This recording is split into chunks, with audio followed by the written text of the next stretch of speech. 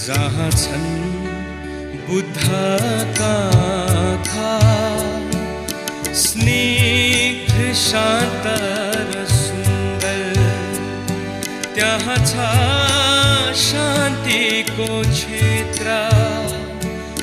मेरो राष्ट्र मनोहर, प्राण भन्दा प्यारो लाग्छ। जननी जन्मभूमि च स्वर्गादपि गरीयसी। नमस्ते from Saaf and eco homestay Nepal. हजुरहरूलाई स्वागत छ। जननी जन्मभूमि छ स्वर्गदपि गरीयसी, अर्थात् जन्म दिने आमा र जन्मभूमि स्वर्गभन्दा पनि प्यारो हुन्छ। महान ऋषि वाल्मीकिको यस मार्मिक, सान्दर्भिक र मर्मस्पर्शी हामी नेपालीहरूको राष्ट्रिय श्लोकलाई आत्मसात गर्दै इको होमस्टे नेपालको तर्फबाट हजुरहरूलाई स्वागत गर्दछु। जय कृषि, जय पर्यटन, जय नेपाल। आर्थिक सङ्कटको समाधान, कृषि, पर्यटन, प्रविधि र पर्यावरण।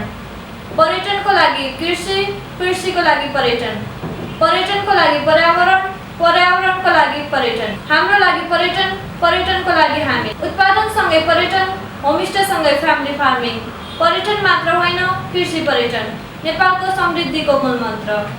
साफ टेक्नोलोजीले आफ्नो goal, mission, vision, core objective achieve गर्न तथा कर्पोरेट सोसल रेस्पोन्सिबिलिटी CSR अन्तर्गत साफ टेक्नोलोजीले नेपालको agro tourism, sustainable tourism, eco tourism, food tourism, gastronomy tourism, oeno tourism, adventurous tourism, dark tourism, bird tourism, spiritual tourism, research tourism, event tourism, poverty tourism, cultural tourism, health medical tourism, homestay tourism लगायत बहुआयामिक rural टुरिज्मको promotion, marketing तथा डिजिटलाइजेसनमा आवश्यक टेक्नोलोजीको प्रयोग गरी कृषिको प्रमुख चुनौतीको रूपमा रहेको मार्केटिङ, प्रमोसन, म्यानेजमेन्ट तथा डिजिटलाइजेसनको चुनौतीलाई बिजनेस अपर्च्युनिटीमा रूपान्तरण गर्ने प्रयासहरू इको होमस्टे नेपाल इनिसिएटिभको तर्फबाट म नम्रता आचार्य हजुरहरूलाई स्वागत गर्दछु।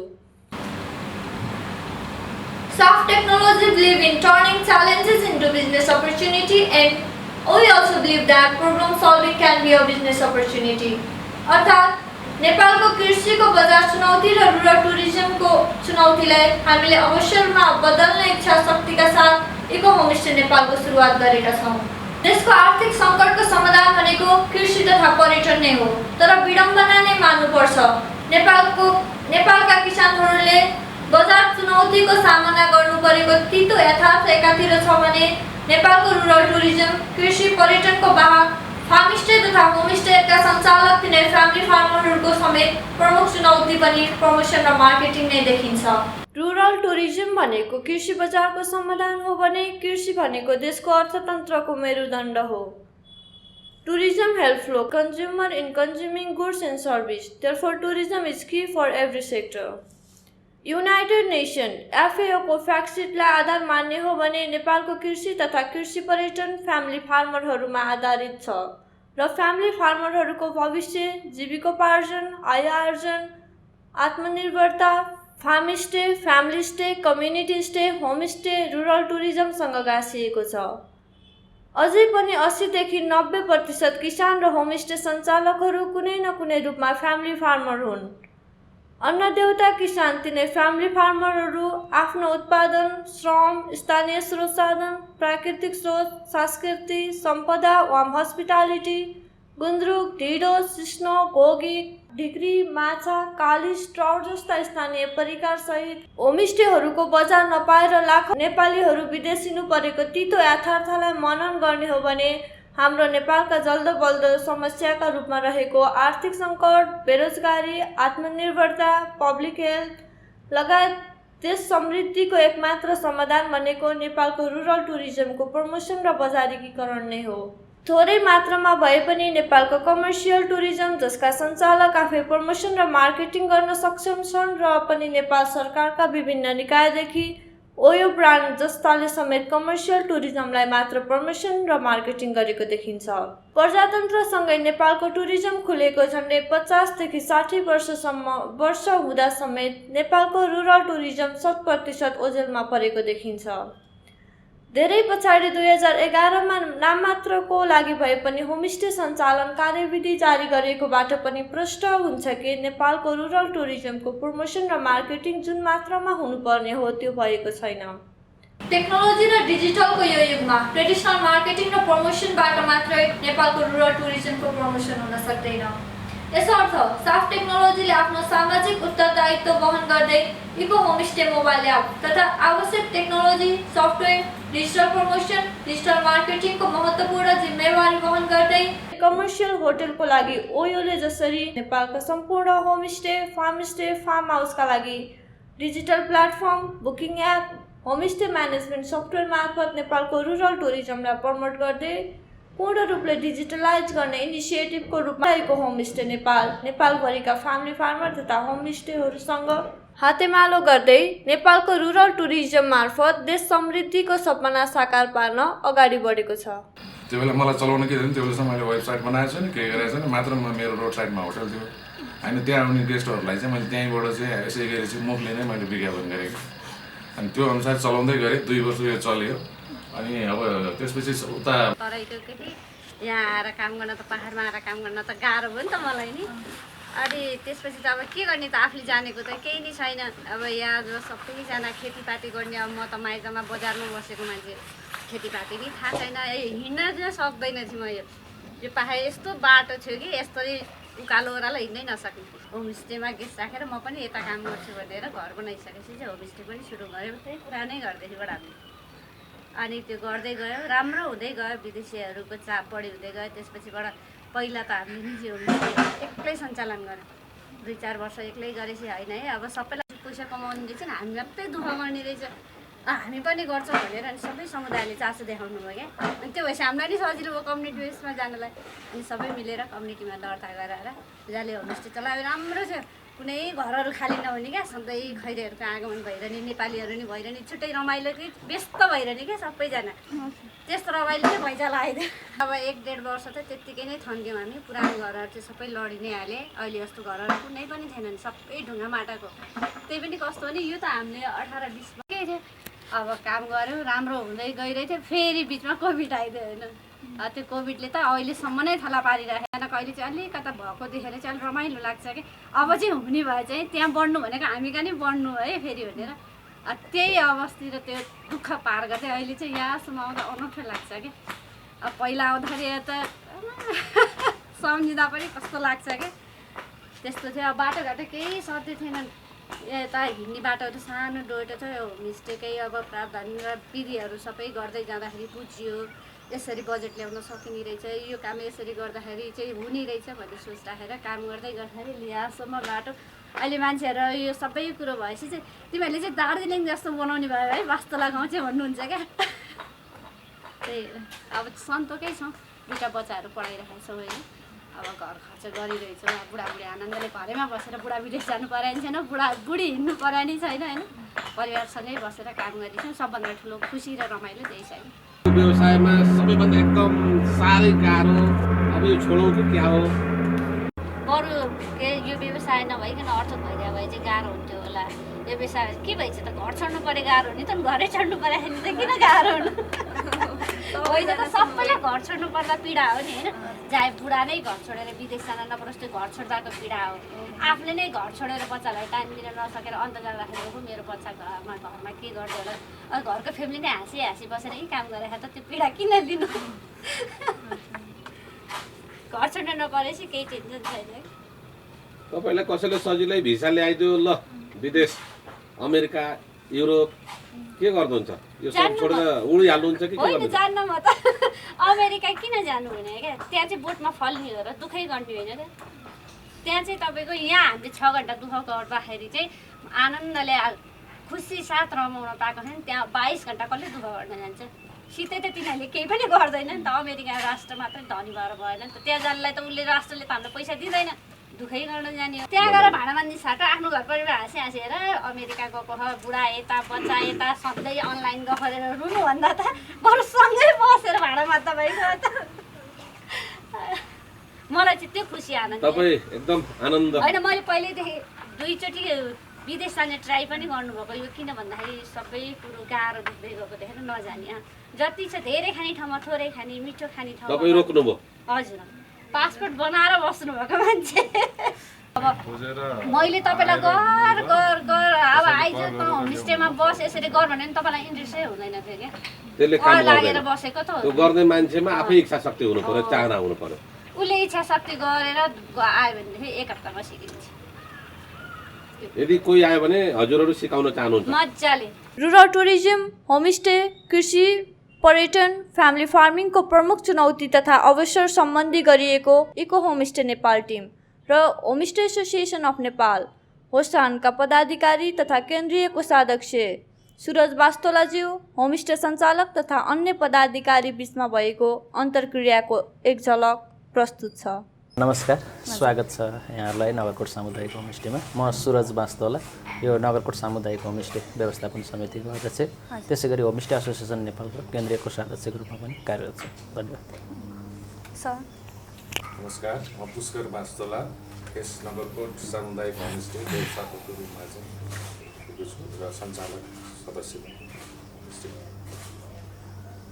नमस्कार, म राजाराम वास्तोला, एक नगरकोट सामुदायिक होमस्टेको सञ्चालक पनि अनि होमस्टे एसोसिएसन बागमती प्रदेश सदस्य छु। त्यस्तो छ। अब अलिकति हामी ग्रामीण परिवेशमा छौँ र अब हामीहरूको चाहिँ अलिकति अहिले नेसनल रूपमा त अब हामीहरू एक ठाउँमा भिजिसकेका छौँ, भइसकेका छौँ र अन्तर्राष्ट्रिय रूपमा चाहिँ अलिकति हाम्रो यहाँको मात्र होमस्टेको होइन, सबै होमस्टेहरूको अलिकति यो मार्केटिङको जुन बजारीकरणको कुरा हामीले गरिरहेका छौँ त्यो कुरामा चाहिँ अलिकति समय सापेक्ष डिजिटलाइजेसन चाहिँ हुनुपर्ने चाहिँ हामीले देखेका छौँ। त्यति भयो भनेदेखि नेपालका सबै होमस्टेहरू राम्रो तरिकाले अगाडि बढ्छ। अब अहिलेको समय, अहिलेको पुस्ता केमा गयो भनेदेखि प्रविधिमा गइसकेको छ। हरेकको हातमा मोबाइल छ। ऊ कुनै ठाउँमा जाँदैछ भने हिजो कुनै साथीले चाहिँ फलान ठाउँमा जानुस्, फोन गरेर जानुस् भन्थ्यो भनेदेखि आज फलान ठाउँ भनेर भन्दै गर्दाखेरि उसले चाहिँ त्यहाँ फोन गरेर बुझ्दैन कि उसले मोबाइलमा हुन्छ कि केमा हुन्छ, उसले खोज्छ। अब म कहाँ जाँदैछु त, म कहाँ गएर बस्दैछु, त्यो ठाउँ सुरक्षित छ कि छैन, पर्यावरणको हिसाबले राम्रो छ छैन, क्लाइमेटको हिसाबले, ती सबै कुराहरू उसले चाहिँ अब घरमै बसेर बुझ्ने भयो। त्यो भनेको हाम्रो यहाँको युवा पुस्ताले पनि त्यो खोजिरहेको छ र हामीले त बढी त विदेशी पाहुनाहरूलाई पनि अलि अपेक्षा गरिरहेका हुन्छौँ नि त। विदेशी पाहुना आयो भनेदेखि राज्यकै लागि एउटा राम्रो पक्ष हुन्छ भन्ने हिसाबले चाहिँ हामीले कुरा गरिराख्दाखेरि चाहिँ त्यो कुरो चाहिँ प्रविधिमा जानुपर्ने रहेछ भन्ने कुरा त देखिसकेको छ। अब अहिले त हरेक बच्चाको हातमा जुन फेरि कोभिडले पनि हामीलाई पाठ के सिकायो भने प्रविधि मैत्री हुनुपर्छ, प्रविधिमा बढी चाहिँ हामी चाहिँ समय दिनुपर्छ भन्ने कुरा त दिइसकेको छ। हामी भौतिक रूपमा चाहिँ एक ठाउँबाट अर्को ठाउँमा जाने समयको खर्च, पैसाको खर्चको लागि त हामी घरमै बसेर पनि धेरै काम गर्न सक्ने रहेछौँ नि त। ती कुराहरूमा चाहिँ कोभिडले पनि पाठ सिकाएको हुँदाखेरि चाहिँ अबको व्यवसाय, जुनसुकै व्यवसाय हामी किन नगरौँ, त्यसलाई चाहिँ प्रविधि मैत्री गर्दै जानुपर्छ भन्ने चाहिँ लागेको छ। त्यो अनुसारै हामीले चाहिँ हिजो जे थियो त्यही कुरामा मात्र रहेर त अलि नसकिने रहेछ नि त। समयअनुसार परिमार्जन हुनुपर्छ भन्ने लागेर चाहिँ अलिकति प्रविधि मैत्री भएर अगाडि बढ्न सक्यौँ भने यो जुन व्यवसाय हामीले गरिरहेका छौँ होमस्टे व्यवसाय, यसलाई अगाडि बढाउन हामी सफल हुन्छौँ भन्ने लागेको छ। बिचमा विभिन्न समस्याहरू आए, विनाशकारी भूकम्प पनि हामीले नै खेप्यौँ, यही बेलामा कोभिड पनि हामीले नै खेप्यौँ। त दुइटैले पर्यटनको लागि त नराम्रो असर नै गरेको थियो। र अहिले चाहिँ कस्तो छ भनेदेखि चाहिँ ग्रामीण भेगका होमस्टेहरूको चाहिँ एउटा सिधा पहुँच यो किसिमको चाहिँ मिडियाहरूसँग नभएको अवस्था छ। उनीहरूले किनकि एउटा प्रचारको उसमा अनि त्यसपछि सरकारले पनि केही सहुलियत, केही अनुदानहरू दिने होडबाजीमा चाहिँ होमस्टेहरू खुलेका छन्। गाउँहरू राम्रा छन्, त्यहाँ पर्यटकको प्रोडक्टहरू पनि छन् होइन, तर त्यहाँ पर्यटक पुर्याउनको लागि चाहिँ कसैले पनि त्यहाँ चाहिँ त्यति चासो देखाएको जस्तो देखिएको छैन क्या। त्यहाँ काम गर्ने सवालमा, विकास निर्माणको कुरामा, क्षमता अभिवृद्धिको लागि चाहिँ कामहरू भएका छन्, तर सबै भइराख्दाखेरि पनि फेरि आर्थिकसँग जोडिएन, त्यहाँ पाउन पुगेन र त्यहाँको चाहिँ समुदायले चाहिँ आर्थिक उपार्जन गर्न पाएन भनेदेखि त भोलिको दिनमा त फेरि यो व्यवसायलाई अगाडि बढाउन सकिँदैन। त्यसको लागि भनेको चाहिँ यो मार्केटिङको पक्ष नै रहेछ। यो एप्सकै कुरो गर्नुपर्दाखेरि चाहिँ एप्स भनेको संस्थागत रूपमा हुन्छ। त्यसो हुँदाखेरि चाहिँ सबै घरले चलाउन जान्नुपर्छ भन्ने छैन। त्यो समुदायको कोही एकजना अगुवा व्यक्तिले चलाउन सक्ने गरी भन्नाले अलिकति पढे लेखेको व्यक्तिलाई हामीले ह्यान्डओभर गर्न सक्ने गरी चाहिँ एप्स तयार भयो भनेदेखि पनि सजिलो हुन्छ, किनकि हरेक घर घरमा चाहिँ त्यो एप्स चल्नुपर्छ भन्ने छैन।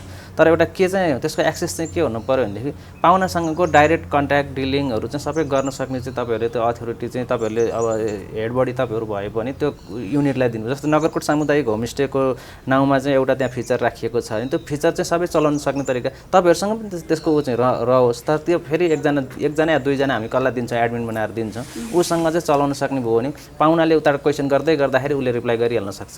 किनकि तपाईँहरूले त त्यहाँको के छ, उसले सोधेको कुरा के छ, फेरि हामीलाई सोध्नु पऱ्यो नि त। यस्तो सोधिरहेको छ गेस्टले के भनौँ भनेर नसोधिकन त फेरि जवाफ दिन सक्नुहुन्न। ऊ गर्ने मोनिटरिङ पाटो तपाईँहरूसँग राख्नु पर्ला। कति पाहुना आइरहेको छ, कस्तो कुराहरू भइरहेको छ, त तपाईँहरूले पनि जान्दाखेरि चाहिँ संस्थागत रूपमा पनि राम्रो हुन्छ। अनि उहाँहरूले हामीलाई फोन गर्नुहुन्छ कि कतातिर व्यस्त भइरहेको हुन्छ, कता पुगेको हुन्छ होइन। अनि जवाफ फेरि दिनुपर्छ पाहुनालाई। फेरि 1 मिनट पनि हामीले ढिला गर्नु हुँदैन कि उसलाई हामीले 1 मिनट ढिला लेख्यौँ भनेदेखि त उसलाई अप्सन त कति छ नि, हाम्रो यहीँ होमस्टेमा आउनुपर्छ र पाहुना परेन नि अर्को होमस्टेमा पनि जान सक्छ नि। त्यो भए पनि स्टिल त्यो एनालग भयो। हजुर, अब त्यसलाई डिजिटलमा ल्याउनु। हजुर, त्यो हिसाबले चाहिँ डाइरेक्ट जुन चाहिँ पाहुनासँग कन्ट्याक्ट गर्न सक्ने किसिमको चाहिँ फिचर राखेर चाहिँ एप्स बनाउनु भयो भने नेपालको सन्दर्भमा यो किसिमले चाहिँ अहिलेसम्म चाहिँ गएको छैन है। तर जानुपर्छ भनेर हामी त्यही भनिरहेका छौँ होइन। धेरै साथीहरूले गर्नुभएको छ, पाहुनाहरू धेरै सङ्घ संस्थाहरूबाट आउँछन्, ट्राभलहरूबाट आउनुहुन्छ। तर उहाँहरूबाट आउने माध्यम चाहिँ के छ भनेदेखि चाहिँ उहाँहरूले नै कुरा गरिरहेको हुन्छ, कसरी कुरा गरेको हुन्छ, के डिलिङ भएको छ, के पनि थाहा हुँदैन नि।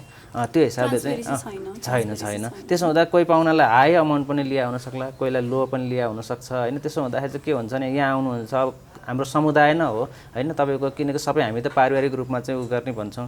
अनि यहाँको रेटहरू बताउँदै गर्दाखेरि धेरै हाई लिया मान्छेले चाहिँ ओहो यसले किन यति धेरै लियो भने जस्तो हुन्छ। अनि धेरै लो लियाले पनि होइन किन यसो गरिरहेको छ भन्ने हिसाबले चाहिँ त्यो चाहिँ ऊ हुने रहेछ क्या। डाइरेक्ट गर्नको लागि चाहिँ एउटा एमओई त गर्नुपर्छ, संस्थागत रूपमा तपाईँहरूले यतिसम्म चाहिँ गर्नुपर्छ। किनकि हामीले पनि अब तपाईँको कार्यालय सञ्चालन प्रविधि खर्चदेखि लिएर सबै कुरा जोड्नको लागि चाहिँ ती कुराहरू राखेर चाहिँ अगाडि बढ्ने हो भनेदेखि चाहिँ त्यो विन विनकै सिचुएसन हुन्छ क्या। तपाईँहरू पनि माथि नै बढ्नुहुन्छ, होमस्टेहरू पनि माथि नै बढ्छन्। कसैलाई त्यहाँ चाहिँ जालसाजी गरेको फटाइ गरेको जस्तो लाग्दैन कि, किन पाहुनाले नि बुझ्छ नि त यो प्रविधि चलाउनको लागि खर्च भएको हुन्छ, त्यहाँ स्टाफ राखेको हुन्छ, उसलाई केही पर्सेन्ट दिँदाखेरि त पाहुनाले पनि मैले यो उसबाट थ्रोबाट आउँदा उसमा जान्छ भन्ने त उसले बुझेको हुन्छ, त्यसमा समस्या भएन नि त। तर त्यही बुझाइ चाहिँ तपाईँको चाहिँ यहाँ हामीले चाहिँ 2000 रुपियाँको प्याकेजले नि अनि उसले चाहिँ 10,000 लिएर चाहिँ हाम्रो होमस्टेमा पठाएको रहेछ भनेदेखि त्यो त तुरन्तै नराम्रो बुझाइ त भएन नि। त्यस्तो किसिमको चाहिँ त्यो ग्याप हुनु चाहिँ भएन। त्यो हिसाबले चाहिँ अगाडि बढ्नुपर्छ भन्ने चाहिँ लागेको छ। पाहुनाहरू पनि खुसी हुन्छन्। हामीले यहाँ 2000 लिँदै गर्दा पाहुना आफै आएर नि भन्नुहुन्छ कि तपाईँहरूले यति तरिकाले पाहुना त आउँछ, उसलाई बारीमा लिएर जान्छौँ, उसले आफैले साग टिपेर लिएर आएको हुन्छ, पकाएको हुन्छ होइन। यस्तो हाइजेनिक खाना, यति स्वस्थकर खाना तपाईँहरूले खुवाइराख्नु भएको छ।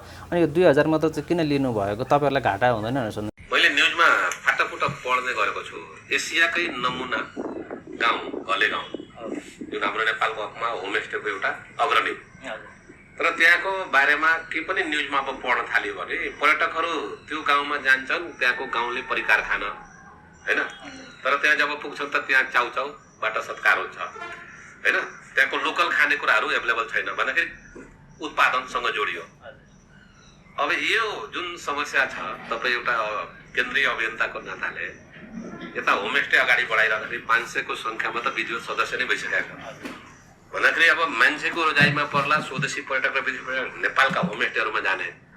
तर त्यो घलेगाईको जुन छ चिन्ता, अब यो वास्तोला गाउँमा पनि त्यही हुन खतरा देखिसकेका छौँ होइन। यसको समाधान तपाईँ एउटा राजनीतिक कर्मीको हिसाबले पनि र यता होमस्टेको दुइटै, यसको एन्सर सायद तपाईँबाटै राम्रोसँग आउँछ भन्ने मेरो अपेक्षा हो। अब त्यसलाई चाहिँ अलिकति हामीले उ गर्न सकेका छैन, जनचेतना अलिकति बढाउन सकेका छैनौँ। अब त्यही फ्लेभर दिएर चाहिँ त्यतापट्टि चाहिँ हामी ध्यान दिनु पऱ्यो। हाम्रो लोकल रक्सीहरू हेर्नु त कति फ्यालिरहेको हुन्छ, त्यसलाई ब्रान्डिङ गर्न सकिँदैन। कोरियाको छ्याङ चाहिँ त्यही बोतललाई प्याक गरेर आएर चाहिँ यहाँ खानु हुने, हाम्रो गाउँका छ्याङहरू चाहिँ फाल्नुपर्छ त। त्यो कुरालाई चाहिँ अब ब्रान्डिङ गर्नु पऱ्यो क्या। हामीले अहिले पछिल्लो समय उठाइरहेका छौँ, लोकल रक्सीको कुरा धेरै उठाएका छौँ। हामीले चाहिँ त्यो जुन ठाउँमा चाहिँ त्यो त स्वास्थ्यवर्धक रहेछ नि त। बिहान एक कचरा खाएर गएपछि उसलाई इनर्जी आउँछ, काम गरिरहेको छ खेतबारीमा भनेदेखि त्यो कुरालाई किन बन्द गर्नु पऱ्यो। त्यसलाई अलिकति कसरी गुणस्तर मेन्टेन गर्न सकिन्छ। अहिले दुधहरूको चाहिँ कलेक्सन सेन्टर छैन, त्यसरी कलेक्सन सेन्टर बनाइदेऊ न रक्सीहरूको। त्यहाँ ल्याब नाचन के जाँच्न पर्ने त जाँच्ने कुरा राख्दैनौँ, गुणस्तरीय छ कि छैन त्यो गुणस्तरीयमा त ध्यान दिनु पऱ्यो। त्यो कुरा गरेर चाहिँ अगाडि बढाउँ भनेर हामीले भनिरहेका छौँ। अब टोटली बन्द गर्न सकिँदैन, तर स्थानीय उत्पादनलाई त्यो परिकारसँग ढाल्नु पऱ्यो। हामी विदेशी प्यानकेक खाने होइन कि कोदाको प्यानकेक बनाएर खाऊ भनेका छौँ नि त, त्यो कुरा चाहिँ गर्नु पऱ्यो। एउटा जानेको कुरा राखिदियो भने हजुर जस्तो नेतृत्वले नि त्यता पनि पुग्छ भनेर राखिदिन खोजेको हो। युनाइटेड नेसन FAO को यो एउटा ठुलो कार्यक्रम छ, यो फ्यामिली फार्मिङ भनेर प्रोजेक्ट छ, जसको केन्द्रीय सचिवालय यो छ। मलाई के लाग्यो भने रिलिभेन्ट के छ भने यो होमस्टे एसोसिएसन त्यहाँ पुग्न सकेको छैन भने करिब करिब अब म कन्फर्म भएँ र यो त्यसैको जिम्मेवारी हो, किनभने बिना उत्पादनको यो ग्रामीण पर्यटनले वर्क गर्न सक्दैन भन्ने निष्कर्षमा करिब करिब म पुग्नलाई रिसर्चमा छु म। र मलाई अब शङ्का लागेको छ सायद त्यतै पुग्ला जस्तो छ, भन्दाखेरि उत्पादन पछाडि पर्यटन अगाडि। मलाई चाहिँ यो प्रमुख बाधक हो नेपालको ग्रामीण पर्यटनको। उत्पादन अगाडि पर्यटन पछाडि, वा यो अगाडि र पछाडि भन्नु पनि गलत हुन्छ जस्तो लाग्यो मलाई। सँगसँगै होइन, उत्पादन सँगै पर्यटन, यसलाई कसरी गर्ने? तपाईसँग यो बडो कठिन काम छ, मलाई थाहा छ। सुरजसँग यसमा हामी सहकार्य कसरी गर्नु यो सँगै लैजानलाई? मेरो सवाल चाहिँ हजुरसँग यो, तपाईँको हसानसँग कसरी हामी तपाईँहरूलाई कसरी हामी सहयोग पुर्याउँ कि यो उत्पादन र पर्यटन सँगै जान सकोस्? होइन, यसलाई त कस्तो छ भने सफल ठाउँका होमस्टेहरूले भनौँ न, अब आफू होमस्टेमै इङ्गेज भएको हिसाबले मलाई धेरैतिरको अनुभव भएन कि होमस्टेको चाहिँ मलाई 45 जिल्लाभन्दा बढी अनुभव छ होइन। सबै ठाउँमा पुगेको छु, तालिम दिने सिलसिलामा पनि गइन्छ, कहिलेकाहीँ अवलोकनको सिलसिलामा गइन्छ। त्यो हिसाबले हेर्दाखेरि चाहिँ सफल होमस्टेहरूले चाहिँ के गरेका छन्, अब एउटा क्षेत्र तोकेर यो क्षेत्रमा चाहिँ अर्ग्यानिक फार्मिङ गर्नुपर्छ, उत्पादनलाई सँगै लानुपर्छ। कोहीले कुखुरा, कोहीले कालेज होइन, कोहीले जे गर्न सकिन्छ त्यो उत्पादन जोड्ने। पाहुना त्यहाँ आउँछ, पाहुनालाई उत्पादनका लिस्टहरू देखाइदिने, त्यो लिस्ट अनुसार उसलाई के खान चाहन्छ त्यो फर्ममा गएर लिएर भनेर पाहुनालाई पठाउने, उसले लिएर आउँछ। एटलिस्ट एउटा दुईवटा तिनवटा आइटम मात्र भने उसले लोकल खान पायो भने अरू सबै कुरा बिर्सन्छ। चाउचाउ खायो भने, मोमो खायो भने, पिज्जा खायो भने उसले बिर्सन्छ, किनकि मैले त्यहाँ फलाम चिज खाएर आएको थिएँ भन्ने हुन्छ नि त। त्यो भएको हिसाबले चाहिँ धेरै ठाउँमा चाहिँ समुदाय आफूले पनि फार्मिङ गरेको छ। समुदायले गरेको छैन भनेदेखि के भयो त? यहाँ हामी 17 घरले होमस्टे चलाएका छौँ, अर्को 47 घर, 80 घर, 82 घर त वरपर कृषि व्यवसायहरू गरिरहेको छन्। उनीहरूलाई प्रोत्साहन गर्नु पऱ्यो, उनीहरूले गरेको उत्पादन चाहिँ हामीले लिइदिनु पऱ्यो होइन। हामीले लिँदै गर्दाखेरि के भने यहाँ होमस्टे चल्दै गर्दाखेरि नजिकको समुदायको तरकारी पनि बिक्ने भयो, नजिकको समुदायको कुखुरा पनि बिक्ने भयो, दुध दही दुध पनि बिक्ने भयो। त्यो हिसाबले चाहिँ समुदायलाई जोड्दै लाने हो भनेदेखि चाहिँ होमस्टेले चाहिँ होमस्टे चलाएको घर मात्र नभइकन अरू घरलाई पनि समृद्धि गर्न र त्यो चाहिँ स्थानीय उत्पादनहरूलाई चाहिँ प्रोत्साहन गर्नको लागि उनीहरूले अब मैले किन्दै गरेँ भने त उसले कुखुरा पालिराख्ने भयो नि त, मैले किनेन भने त उसले कुखुरा पाल्दैन होइन। त्यो हिसाबले चाहिँ जोड्न सक्ने हो भने चाहिँ हुन्छ भनेर धेरै ठाउँमा चाहिँ यो चाहिँ लागु भइसकेको छ र बुझ्ने मान्छेहरूले गरेको छन्। उसले होमस्टे चलाइरहेको छ भने के छ त, मैले चाहिँ यो काम गरिरहेको छु भन्छन् नै। अब लमजुङकै भुजुङ गाउँ जाँदै गर्दा 700 घरधुरी एउटै गाविस होइन त, एउटा घरमा बस्यो भनेदेखि आफू बसेको घर यसो घुमेर चाहिँ छिर्नु पऱ्यो भने भेटिँदैन। नयाँ मान्छेले भनौँ न, त्यहाँको त भेट्नुहुन्छ होला, माटो देखिँदैन, ढल निकास कसरी गर्नुभएको होला। अब त्यहाँ प्रविधि हामीले थाहा पाउनुभन्दा अगाडि नै आएको जस्तो लाग्छ। उसबाट तुइनबाट रोपेबाट चाहिँ तलको कृषि उत्पादन घरमा आइपुग्छ, मलहरू त्यहाँ तुइनमा राखेर तल पठाइन्छ बारीमा होइन। त्यो किसिमले त्यहाँ काम गरिराख्नु भएको छ नि त। धेरै मानेमा नमुना छ ल होइन, भुजुङ गाउँ त नमुना बरु तपाईँको घले गाउँमा हजुरले भने जस्तो अब अलिकति हो। अब धेरै जहाँ अलिकति त्यो घले गाउँ कमर्सियलाइज भइसक्यो होइन। त्यो हिसाबले हिजोको उहाँहरूको के थियो भनेदेखि चाहिँ नमुना गाउँको हिसाबले भयो, दोस्रो होमस्टेको हिसाबले भयो, अथवा त्यहाँको प्रकृति पर्यावरणको हिसाबले पनि त्यो अब अगाडि बढिसक्यो कि हिजोको हिस्ट्री। मलाई त्यही भएर लाग्यो सुरजी, यसमा अलिकति तपाईँ आफ्नो उसमा राख्नु होला जस्तो मेरो सुझाव। जबसम्म यो होमस्टे सञ्चालकहरू, नेपालका होमस्टे हस्टहरू मार्केटिङ अरू कुरा जसले गरोस्, तर जबसम्म रियलमा होमस्टे सञ्चालकहरू फ्यामिली फार्मर बन्दैनन् तबसम्म यसले खोजेको चिज दिन सक्दैन। मार्केटिङ गर्न पनि गाह्रो हुन्छ। मार्केटिङको यहाँ च्यालेन्ज छ। के देखाएर मार्केटिङ गर्ने भन्दाखेरि जबसम्म यो फ्यामिली फार्मिङ प्रमोट हुँदैन, पारिवारिक खेती, तबसम्म गाह्रै पर्छ हामीले यो होमस्टेको मार्केटिङ गर्न। अब रोक्न सक्नेवाला छैन, तर यही कुरालाई चाहिँ कसरी जोड्दै लान सकिन्छ भन्ने कुरा चाहिँ त्यहाँ पनि चिया गरिराख्नु भएको छ नि त। घले गाउँ चियाको उत्पादनहरू दिनुहुन्छ, बिक्री वितरण गर्नुहुन्छ। सकेसम्म त प्रयास गर्नुभएको छ, जङ्गलमा गएर निहुरो भयो भने एउटा टिपेर ल्याएर देखाउनुहुन्छ त, अरू नसके भने होइन। बिहान कोदाको सेल खुवाउनुहुन्छ, त्यो किसिमले चाहिँ सक्दो चाहिँ गर्नै पर्छ। अब टाढिन्छौँ उ गर्छौँ भनेर किनभने अहिले हामी प्रविधि सँगसँगै जान्छौँ भने जस्तै कुरा हो होइन, त्यो कुरा सँगसँगै जाँदाखेरि आफ्नो इतिहास चाहिँ बिर्सनु भएन। रुरल टुरिज्मको यिनै स्कोपलाई मनन गर्दै हामी इको होमस्टे नेपाल मार्फत रुरल टुरिज्मको मार्केटिङ, प्रमोसन, म्यानेजमेन्ट, डिजिटलाइजेसनको लागि हातेमालो गर्दै इको होमस्टे नेपालको अभियान सुरु गरेका छौँ। यसरी नै नगरकोटको बास्तोला गाउँको नगरकोट सामुदायिक होमस्टे, इलामको श्री अन्तु होमस्टे, नवलपुरको अमलटारी होमस्टे, लमजुङको भुजुङ होमस्टे, स्याङ्जाको सिरुबारी होमस्टे जस्तै त्यसको 753वटै स्थानीय तहमा family farming, community homestay, rural tourism कार्यक्रम अनुसरण गर्दै गराइँदै मार्केटिङ, प्रमोसन, डिजिटलाइजेसन गर्दै जान सकियो भने हाम्रो देश समृद्ध हुन समय लाग्दैन। रुरल टुरिज्मको यिनै स्कोपलाई मनन गर्दै इको होमस्टे नेपाल मार्फत रुरल टुरिज्मको मार्केटिङ, प्रमोसन, म्यानेजमेन्ट, डिजिटलाइजेसनको लागि हातेमालो गर्दै इको होमस्टे नेपाल अभियान सुरु गरेका छौँ।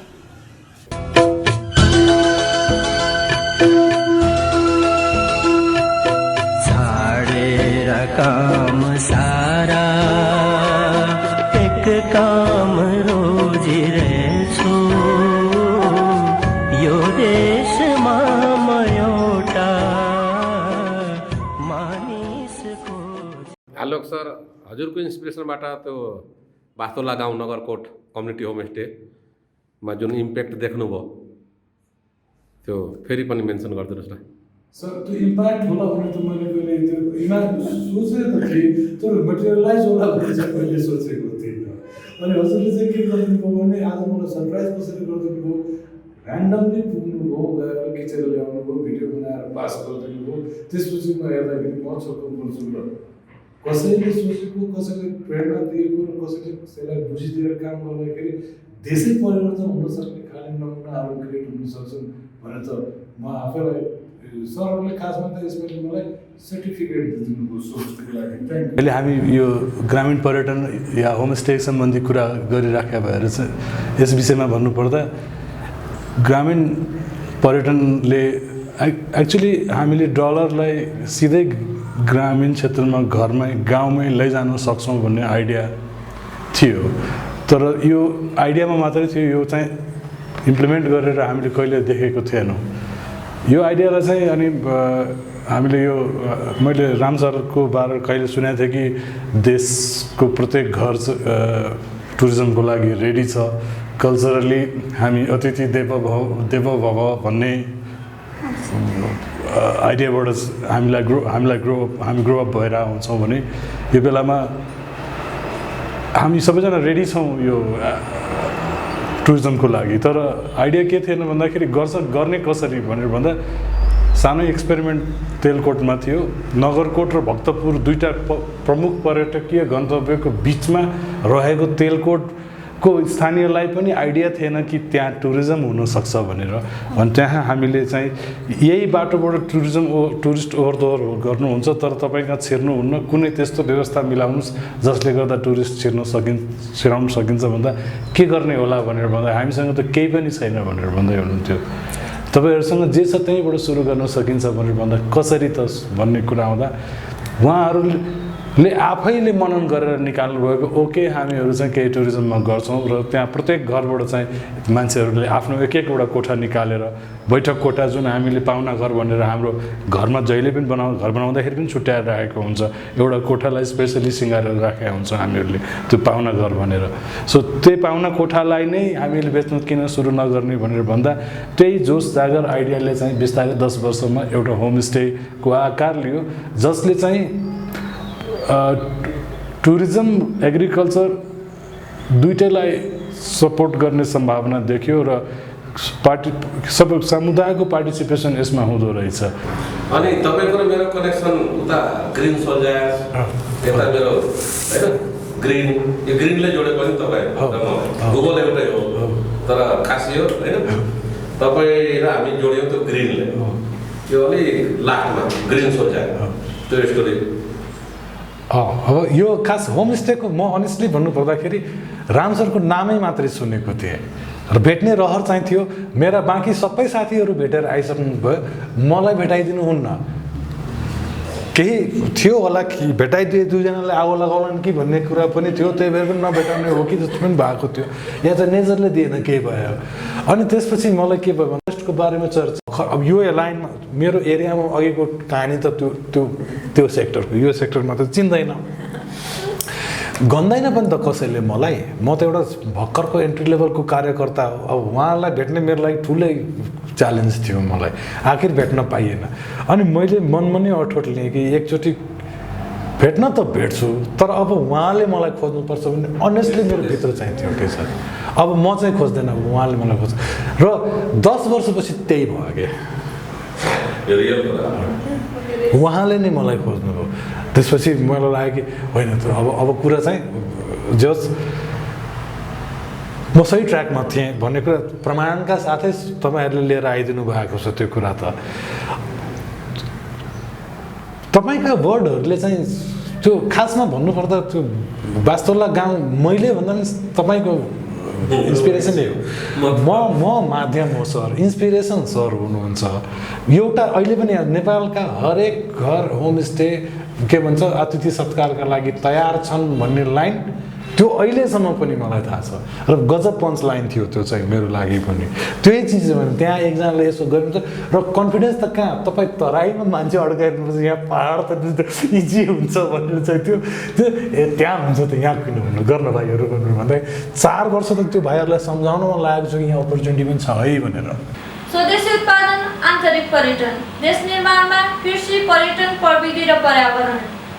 आन्तरिक पर्यटनलाई योगदान पुर्याउँ, देश घुमघामको लागि इको होमस्टेलाई रोजाउँ।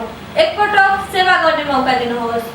बुकिङको लागि सम्पर्क number 9862247321, website www.ecohomestaynepal.com, Facebook page www.facebook.com/nepalecohomestay। जय कृषि, जय पर्यटन, जय नेपाल। नमस्कार।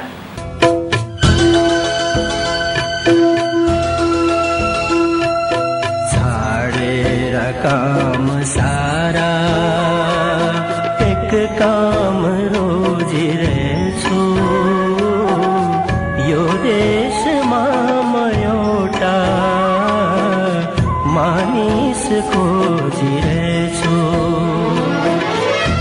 कहीं बताए हे राष्ट्र का बटोही, रक्षार्थ जन्मिएका छन् कि सपूत कोही।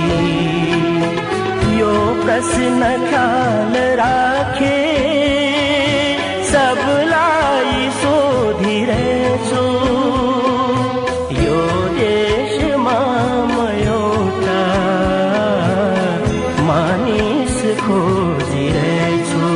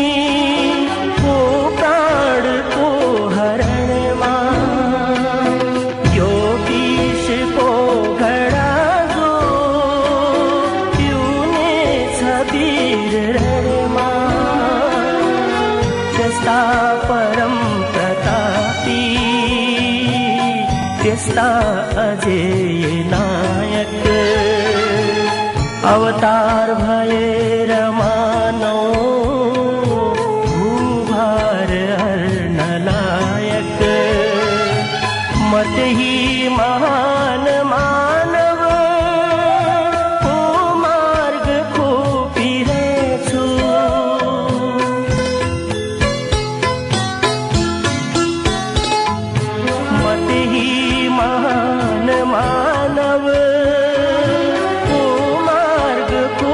तिरै